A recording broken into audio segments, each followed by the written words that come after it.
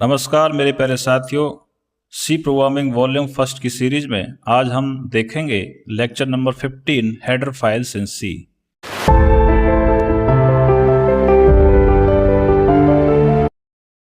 Header files वास्तव में क्या होती हैं? हेडर फाइल का मतलब होता है फंक्शन के डिक्लेरेशन को कंटेन करना।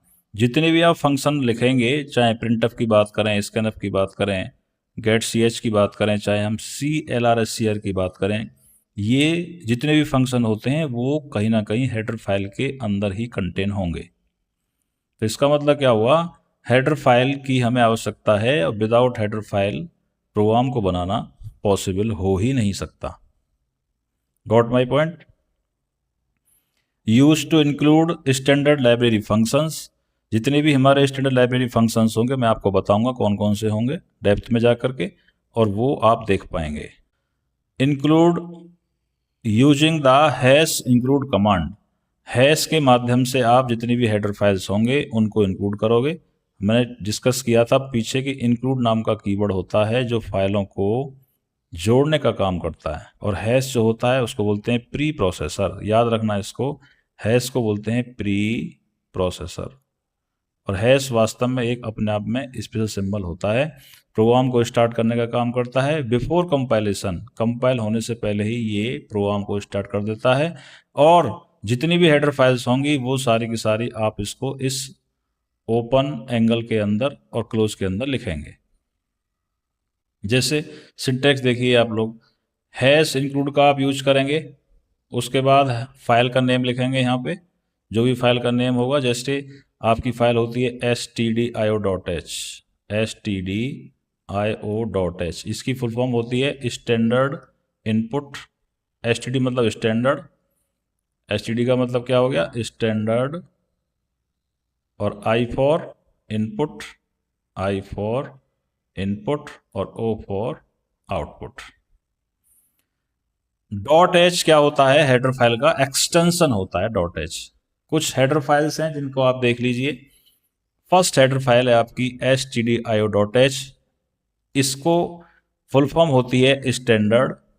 क्या होगा इसका full form? Standard, standard input output. इसके अंदर बहुत सारे फंक्शन आते हैं, बट मैं आपको अभी दो फंक्शन बताता हूं। यहां से मैं इसका कलर चेंज कर लेता हूं। अभी करंट में मैं आपको दो फंक्शन बताऊंगा, ओके? तो आप देखते रहिए। पहले फंक्शन का नाम है stdio.h, के अंदर जो फंक्शन आएगा उसका नाम है साथियों प्रिंटफ। याद कर लीजिए आप लोग, प्रिंटफ। और दूसरे फंक्शन का नाम है साथियों स्कैनफ। फंक्शन तो बहुत सारे होंगे। सेकंड है आपकी math.h, इसमें मैथमेटिक्स के फंक्शन आएंगे। फर्स्ट का नाम आप याद कर लीजिए sqrt, sqrt, और सेकंड होता है पावर नाम का फंक्शन। ये math.h के अंदर आते हैं। जितने भी मैथमेटिकल फॉर्मूलाज होंगे वो सारे के सारे फंक्शन इसके अंदर आएंगे। ऐसे ही string.h के अंदर बहुत सारे फंक्शन आते हैं, जैसे आपका str। स्ट्रिंग के फंक्शन की ये पहचान है, वो सारे के सारे फंक्शन str से स्टार्ट होंगे, जैसे strlen, कहीं आपको लेंथ निकालना हो।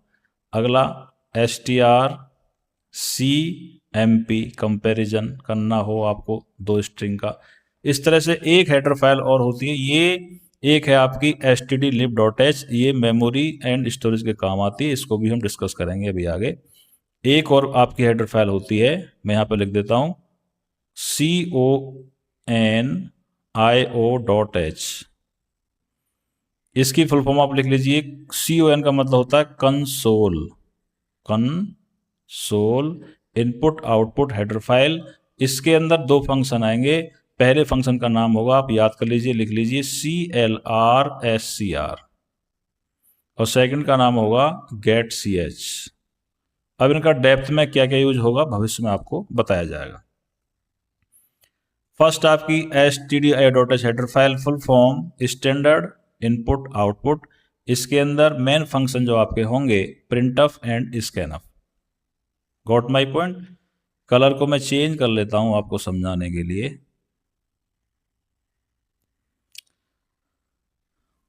Almost every C program starts by including this file. पहला आपका हो गया, पहली हेडर फाइल हो गई है, और दूसरी मैं आपको बता देता हूं अभी यहीं पे, conio console.h। ठीक है जी, इसकी फुल फॉर्म होती है कंसोल इनपुट आउटपुट आप लिख लेंगे हेडर फाइल। इसके अंदर साथियों दो मेथड आते हैं, कौन कौन से आते हैं इसके अंदर? पहले मेथड का नाम है हमारा CLRSCR, और सेकंड होती है getch। ये चार फंक्शन ऐसे हैं आपको एवरी प्रोग्राम में इस्तेमाल करने हैं। कौन कौन से प्रोग्राम इस्तेमाल करने कंपलसरी हैं, जब हम प्रोग्रामिंग करेंगे तब आपको समझाएंगे। अब थोड़ा सा हम डेप्थ में चले जाते हैं। प्रिंटफ का यूज करते हैं आउटपुट के लिए। किसके लिए करते हैं? किसी चीज का हमें आउटपुट देखना हो, अब डिस्प्ले करने के लिए, चाहे वो वेरिएबल्स हो सकते हैं या आपका मैसेज भी हो सकता है। और स्कैनफ कीवर्ड, स्कैनफ जो फंक्शन है इसका यूज होता है इनपुट लेने के लिए, कीबोर्ड से इनपुट लेने के लिए। CLRSCR की फुल फॉर्म लिख लीजिए आप। CLR का मतलब हो गया क्लियर, क्या हो गया? क्लियर। और SCR का मतलब स्क्रीन, क्लियर स्क्रीन। इसका मतलब क्या है? जैसे जब एक बार हम किसी के आउटपुट को देखें, मान लीजिए मैंने अपना नाम प्रिंट किया, PS टैग मैंने नाम कर दिया यहां पे PS टैग। अब आप चाहते हैं मैं इसको दोबारा से देखूं, तो जितनी बार आप देखेंगे तो प्रीवियस जो आउटपुट होगा वो बार बार आता रहेगा। मेरी बात को सुने ध्यान से। जैसे आपने एक बार प्रोग्राम का आउटपुट देखा, आप PS प्रिंट करना चाहते हैं, दोबारा आपने आउटपुट देखना चाहते हैं, तो पीछे के जो PS हैं वो बार बार आते रहेंगे। इस बार बार की चीज को ना आए, इस चीज के लिए याद किया गया CLRSCR। यानी क्लियर स्क्रीन का मतलब क्या हुआ? जो पीछे के दो PS है इनको साफ कर देगा, करंट का ही आंसर दिखाएगा। Got by point. अब आता है getch। इसका मतलब क्या है? गेट का मतलब क्या है? प्राप्त करना। और CH का मतलब क्या है? करेक्टर, यानी कोई भी अक्षर। जैसे ही आप आउटपुट देखते हैं सी प्रोग्रामिंग में, जब तक आप कोई की प्रेस नहीं करेंगे कीबोर्ड से, वो A प्रेस करें चाहे S के प्रेस करें, उसका वेट करता है। वेट का मतलब, इसका मतलब क्या हुआ? जो हमारी कंसोल होती है, जो स्क्रीन होती है, वो तब तक नहीं हटेगी जब तक आप कोई गेट केयर नहीं लेंगे। इसलिए कहीं कहीं बुक्स में या फैकल्टी आपको सिंपल भाषा में बोल देती है कि getch का यूज करते हैं स्क्रीन को होल्ड करने के लिए। वो बात सही है। होल्ड का मतलब क्या है? आपको इंतजार करेगा, जो आपकी स्क्रीन आई हुई है वो किसी एक की प्रेस करने का वेट करेगी, और इसलिए कह देते हैं कि स्क्रीन को होल्ड करने के यूज आता है। वास्तव में getch का मतलब है गेट केयर, यानी कि कोई ना कोई एक केयर की के माध्यम से, मतलब कीबोर्ड के माध्यम से अचीव करना। जैसे आप कोई भी की प्रेस कर देंगे, वो कोई भी की हो सकती है, 108 जो की होती हैं, 104-5 जो भी होती हैं, उनमें से किसी भी की को आप प्रेस कर देंगे तो आपकी स्क्रीन वहां से हट जाएगी। तो ध्यान रखें, stdio.h के अंदर दो फंक्शन हो गए आपके ये रहे, और कंसोल के अंदर आपका पहला हो गया CLRSCR और दूसरा हो गया आपका getch। हेडर फाइल का एक प्रोग्राम देख लीजिए आपके सामने, यहां पे हैश इंक्लूड है, और यहां पे आप क्या लिखेंगे? stdio.h। ठीक है, अब देखिए क्यों लिखा? क्योंकि प्रिंटफ फंक्शन का हमने यूज किया है। अब आप सोचेंगे सर ये रिटर्न क्या है? अभी मैंने आपको पीछे बताया कि रिटर्न कीवर्ड का यूज तब करेंगे जब आप मेन से पहले लिखेंगे इंटीजर। मेन से पहले इंटीजर लिखने का मतलब ये है कि ये जो पूरा प्रोग्राम है, फंक्शन है, ये आपसे कुछ ना कुछ रिटर्न मांगेगा। किस टाइप का? इंटीजर टाइप का। अगर आप ये चाहते हैं मैं इंट ना लिखूं, तो साथियों आपको लिखना पड़ेगा यहाँ पे, मैं तुरंत आपको बना कर दिखा रहा हूँ, वॉइड मैन। क्या लिखना होगा आपको? तो आपको लिखना होगा वॉइड मैन। अब वॉइड मैन में आप प्रिंटफ का यूज करिए, और आपको जो, मान लीजिए आपको वेलकम मैसेज प्रिंट करना है, तो यहाँ पे वेल प्रिंट करिए और आंसर। ठीक है।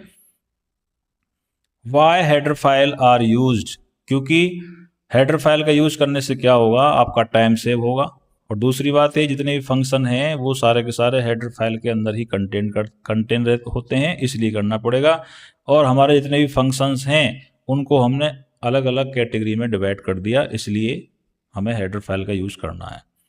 रीयूजेबल क्यों होगा? क्योंकि हमने एक हेडर फाइल बना के रख ली, हम खुद की अपनी भी हेडर फाइल बना सकते हैं, उसमें डिफरेंट डिफरेंट फंक्शन बनाएंगे। अब भविष्य में हमने इसमें कोई एक प्रोग्राम बना के रख लिया, सपोज 2 नंबर के सम का। अब हम अपना प्रोग्राम बना रहे हैं, प्रोग्राम नंबर 2। अब इसमें हमें नीड पड़ी 2 प्रोग्राम नंबर के सम की, तो हम इसको यहाँ पे यूज कर सकते हैं, इंक्लूड कर सकते हैं, इसलिए रीयूज कर सकते हैं इसमें भी। क्लीन कोड है क्योंकि प्रोग्राम में कोई प्रॉब्लम्स नहीं आती है और स्टे होता है, स्टेबिलिटी होता है, और वैसे भी समझने में इजी होता है। Efficiency, standard code is optimized, क्योंकि जो हमारे कोड है, जो कोडिंग का इफिशियंसी है वो कहीं ना कहीं यूज होगी, ऑप्टिमाइज होगी, सिंपल होगी और सिक्योर भी होगी। इस तरह से हमने समझा कि प्री डिफाइंड फंक्शन कौन कौन से होते हैं। 4 पढ़े थे आज हमने। पहला पढ़ा था प्रिंटफ, दूसरा स्कैनफ, तीसरा CLRSCR और चौथा getch। ये दोनों आते हैं आपके conio.h में, conio.h, और ये दोनों आते हैं आपके printf scanf किसमें, stdio.h में। ओके, हमने हैश इंक्लूड को पढ़ा, कैसे यूज करते हैं, stdio.h का बेसिक भी पढ़ा, और साथ ही हमने कंसोल यानी कि CNOI.h का भी बेसिक आज पढ़ा, और कोड को रीयूजेबल कैसे करेंगे वो भी हमने स्टडी किया। होमवर्क है आपके लिए, हेडर फाइल क्या होती है, 2 लाइन्स के बारे में 2 लाइन आपको लिखनी है। 4 हेडर फाइल इन C, तो अभी कम से कम आप 2 लिख लीजिए, चलिए 4 नहीं लिख पाएंगे तो। What is the full form of stdio.h, और इसके साथ साथ आपको conio.h, conio, ओके, इसके साथ साथ आपको conio.h की भी फुल फॉर्म याद करनी है। सिंटैक्स आपको लिख के देखना है, why do we avoid writing complex code from scratch. Okay, ये आपकी समझ में हो सकता है भी ना आए तो इसको भी आप छोड़ सकते हैं, इससे पहले के सारे क्वेश्चन आपको कर लेने हैं। सो आज आपने बहुत कुछ सीखा। हेडर फाइल्स आपने 2 सीखी, उसके अंदर कौन कौन से फंक्शंस होते हैं, किस हेडर फाइल में कौन सा फंक्शन होता है, कौन सा फंक्शन किस काम को आता है। आज के लिए इतना, नेक्स्ट लेक्चर का आप वेट करें। हम है राय प्यार के, फिर मिलेंगे चलते चलते, फिर मिलेंगे चलते चलते। जय हिंद, जय भारत।